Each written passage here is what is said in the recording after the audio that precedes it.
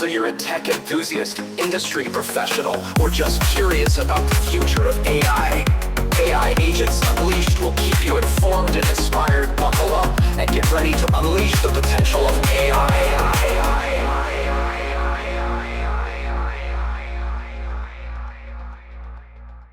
Welcome back, everybody, for another deep dive. This time, we're going to be tackling AI morality. Oh, very interesting. Yeah, it's a fascinating topic, and it's one of those that kind of gets at that core question of, what does it mean to be human? Right. What does it mean to act morally and ethically? And can AI do those things? Can it do them as well as humans? Can it do them better than humans? Mm-hmm. And specifically, we're going to be looking at how do we judge the morality of AI? Right. How do our judgments of AI actions stack up against how we judge human actions, Mm-hmm. particularly in those tricky, ethical gray areas? Right. And so to do that, we're going to be looking at some research Okay. that use some classic moral dilemmas, the ones that make you kind of think twice Right. to see how people judge the morality of AI compared to humans. Yeah. And the results, I got to say, are pretty surprising. Oh, really? Yeah, I think you'll find them interesting. Okay. The study actually found that people can be harder on AI than they are on humans when they're judging the exact same moral choice. So it's almost like we have this inherent distrust or skepticism of anything that AI does. Yeah, and I think it gets at that point you made at the beginning.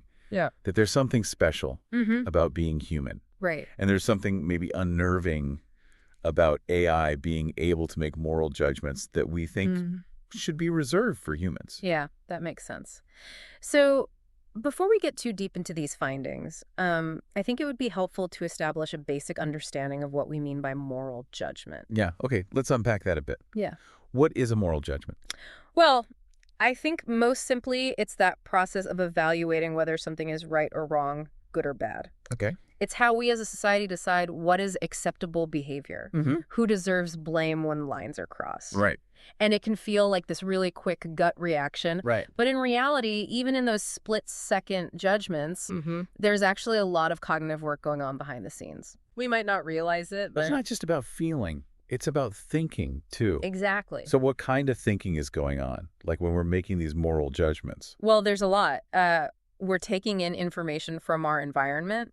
We're considering social norms, Right. comparing potential outcomes, often without even realizing it. That's like our brains are these tiny little morality calculators. In a way, yeah. Now, when it comes to moral reasoning, Okay. there are kind of two main approaches that often come into play. Utilitarianism and deontology. Okay, I've heard those terms before. Remind me what those are. So think of it this way. Utilitarianism focuses on maximizing the positive outcomes for the greatest number of people. Okay. It's really all about results, even if that means making some tough choices along the way. Deontology, on the other hand, is more about following those rules and duties regardless of the consequences. Okay. It's about doing what's inherently right, even if the outcome isn't ideal for everyone. Okay, so it's like utilitarianism is all about the ends, Yeah, and deontology is all about the means. exactly.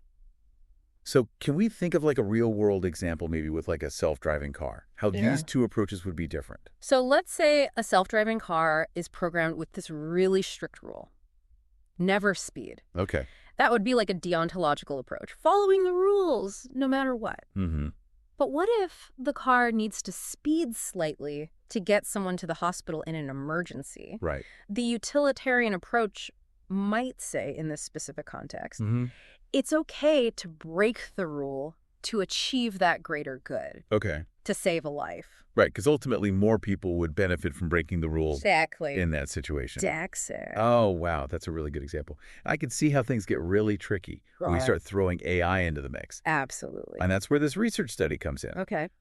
They use two classic moral dilemmas to explore how people judge the actions of AI compared to humans. Okay. And these dilemmas are the trolley dilemma and the footbridge dilemma. Yeah, I think I've heard of these. Yeah, they're pretty famous. But I wouldn't mind a refresher. Yeah, I think our listeners would appreciate a refresher as well. Yeah. So let's start with the trolley dilemma. Okay. So picture this. You've got a runaway trolley. It's barreling down the tracks. Okay.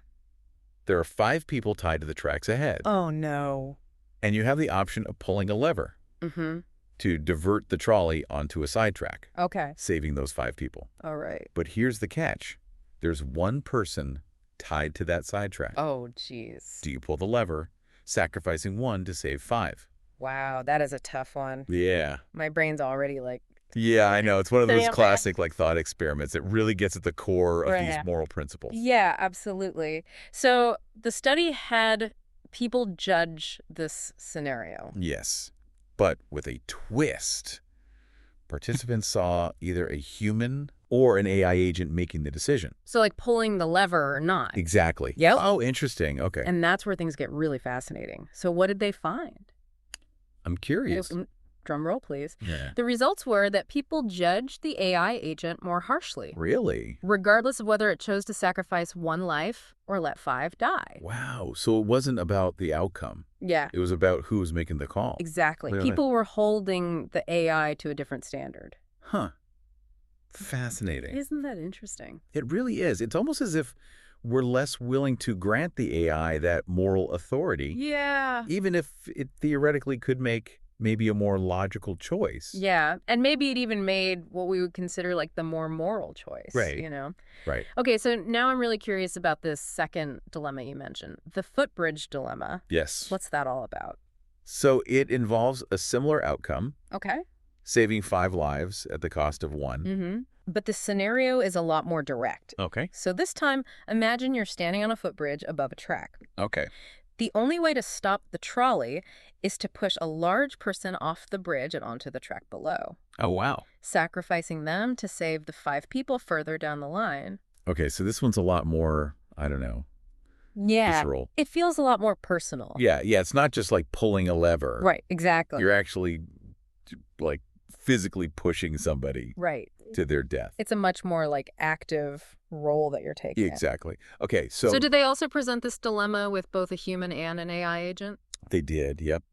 And what they found here is that the type of agent Okay. didn't significantly affect people's judgments this time. Interesting. This time, the focus shifted to the act itself. So like the pushing of the person. Yeah. Huh? Pushing someone off a bridge was seen as inherently wrong, Interesting. regardless of who did it or what the intended outcome was. So it's almost like our like emotional response to the situation overrides any sort of logical calculation that we might make. Yeah, like that emotional response is so strong, right? Yeah. To the violence of the act Right. that it kind of overpowers everything else. It seems that way. Like with the footbridge dilemma, our strong automatic emotions take over, Yeah. whereas the trolley dilemma allows for more controlled cognitive thinking. Right. So it's almost like with the trolley dilemma, we can kind of like step back Yeah. and like analyze the situation. Right. But with the footbridge dilemma, it's just like, oh my God, no. Exactly. That like immediate like gut reaction. Yeah. And that difference in how we process each situation, I think, influences how we ultimately judge it. Oh, this is so interesting. Yeah. And I think it really makes me rethink Yeah. how I view AI and morality. Mm-hmm. So we've got these two dilemmas and like these very different patterns of judgments. Right. And I'm really curious to know what this means for the bigger picture. Yeah, me too. But unfortunately, that's all the time we have for today. Oh, bummer. Yeah. But stay tuned because we'll be right back to unpack this more after a short break. Okay. I can't wait. And we're back. Still thinking about those findings from those moral dilemmas. Yeah, it's a lot to process, isn't it? Totally. Like it really gets at the heart of this question we're trying to answer. Right. About MI and morality. Yeah. And I think one of the things that keeps coming up for me Mm-hmm. is this question of whether our own judgments about AI Right. are maybe preventing us Yeah. from seeing it as truly moral. That's a really interesting thought. I think there's definitely something to that. I mean, we're comfortable with the idea of a human grappling with a tough moral choice. Yeah, we expect that. Right. We expect them to maybe struggle Mhm. to weigh different factors. But when it's an AI making that same decision, Right. even if it's arrived at through a seemingly like more logical process, Mhm.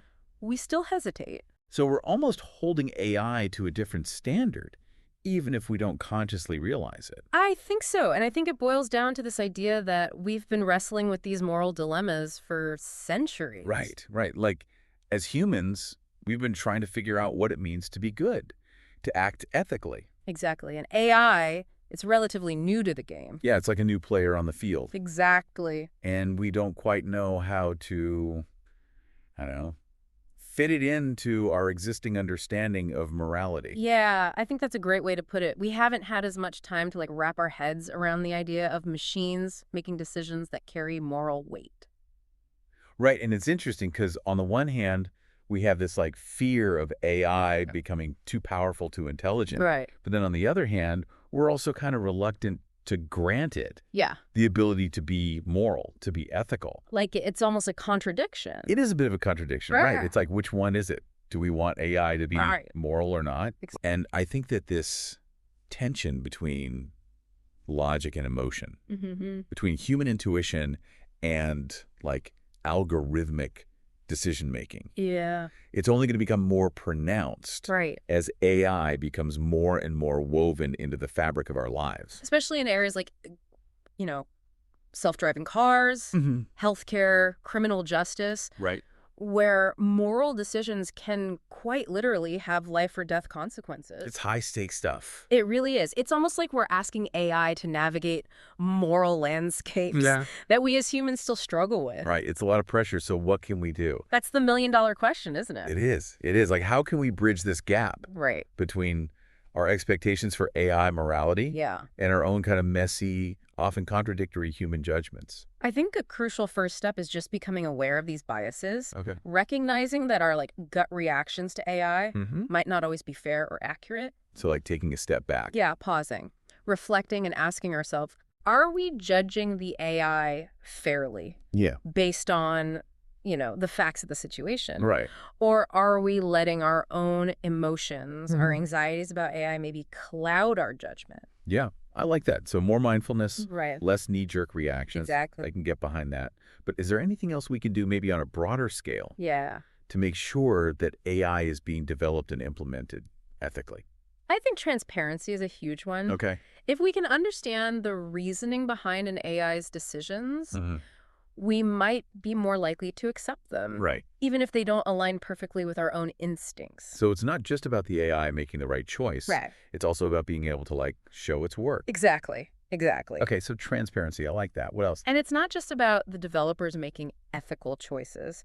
It's about creating systems that can actually demonstrate their ethical framework. So it's building ethics into the AI from the ground up. Exactly. Yeah. And this requires collaboration between AI developers, ethicists, social scientists, and even the public. Right. So it's not just a tech industry thing. Right. It's a societal conversation. Exactly, yeah. To ensure that we're all kind of on the same page. Yeah. Okay, so we've got transparency, collaboration. Anything else? I think another really important piece is honesty. Okay. Honesty about the limitations of AI. It's not a magic solution to all of our moral dilemmas. Right. It's a tool. And like any tool, it can be used for good or for bad. Right. The key is using it responsibly with careful consideration for the potential consequences. And that requires dialogue, right? Constant dialogue. Absolutely, yeah. We need to keep talking about these issues, challenging assumptions, and refining our understanding of AI and its role in this moral landscape. Yeah. This isn't a one-and-done conversation. Right. It's an ongoing process of learning, adapting, and evolving our understanding of AI. This has been so eye-opening already. And to think we've only just scratched the surface. Right. But before we go any further, let's take a moment to recap what we've learned and explore some final thoughts on this really complex and ever-evolving topic. So stay with us. Welcome back to our deep dive. I feel like we've gone through a crash course in ethics and philosophy and AI and the future of technology. It's a lot to take in, for sure. Yeah. But these are such important conversations to be having as AI becomes, more and more a part of our lives. Right, right. Okay, so let's do a little recap of what we've talked about so far. Okay. So we started by exploring, what is moral judgment? How do we decide what's right and wrong? Right. We talked about utilitarianism that focus on outcomes, Right. making the best choices for the most people, and then deontology, Right. which is more about rules and duties. And then we saw how those principles can play out in real world scenarios. Yeah, like those self-driving car examples. Yeah. Yeah, exactly. And then we dug into that research, right? All right. looking at how people judge the morality of AI compared to humans. Yeah. Using those classic thought experiments. The trolley problem and the footbridge problem. Yeah. And I think the results were pretty mind-blowing. Yeah, they were really fascinating. We found that people tend to judge AI more harshly than humans for making the same moral choices. Especially those big life or death ones. Yeah, especially in those like really big life or death situations. Yeah, it seems like we're not quite comfortable yet with machines making those kinds of calls. Yeah, even if their logic makes sense. Right. Like we just haven't extended that trust to AI just yet. Yeah, it's almost like we're not just asking AI to be ethical. Right. But we're also like grappling with what does it mean for AI to even have that power? Right. It challenges everything we thought we knew about morality. Yeah. And about who we are as humans in this world. Right. So it really gets at those big questions of, what does it mean to be human? What does it mean to be moral? And what is the role of AI in all of this? Exactly. I mean, it brings up so many important questions. Yeah. I mean, how do we design these AI systems that reflect our values? Right. Even though our values are constantly changing. Yeah. How do we make sure AI is used ethically and responsibly as it continues to get smarter and more independent? Right. And how do we foster trust between humans and machines in this new world we're creating? Yeah, those are the big questions. And they're not easy questions to answer. No, they're not. Because they're questions that we have to face. Yeah, especially now. I think we're at such a critical moment in the development of AI, and I think the decisions we make now will really shape the future. Yeah, I think you're absolutely right. This is on all of us. Yeah, it's a collective responsibility. Yeah. It's going to take ongoing dialogue and collaboration and a willingness to, challenge our assumptions. And we need to have everybody at the table. Yeah, exactly. Developers, ethicists, policymakers, and just you and me. Yeah. Regular, everyday people. Right. Who are going to be affected by these technologies. Exactly. We're all in this together. Yeah. Well, this has been quite a journey. It's left me feeling energized and terrified at the same time. Same here. Like, the future is full of so much potential, but also so many unknowns. Right. And I think the one thing that's become clear to me is that we, as humans, we really have a crucial role to play in shaping that future. It's not about AI becoming ethical. It's about us becoming more aware of our own biases, more thoughtful about technology, and more committed to creating a future where we can all live well together. Yeah. Humans and AI. Beautifully said. Beautifully said. And on that note, I think it's time to wrap up this deep dive. But as you head back out into the world, here's one last thought for you to ponder. Could it be that our discomfort with AI morality comes from a fear of being replaced? Not just in terms of like our jobs, but in terms of our place in the world. If machines can make moral decisions as well as humans, even better than humans, Right. what does that say about us? That's a big question. Yeah, it is a big question. Yeah. And it's one that I think we're going to be wrestling with for a long time to come. But that's what deep dives are all about, right? Yeah, exploring these complex questions. Exactly. So thank you so much for joining us on this journey. And until next time, keep exploring, keep questioning, and keep diving deep.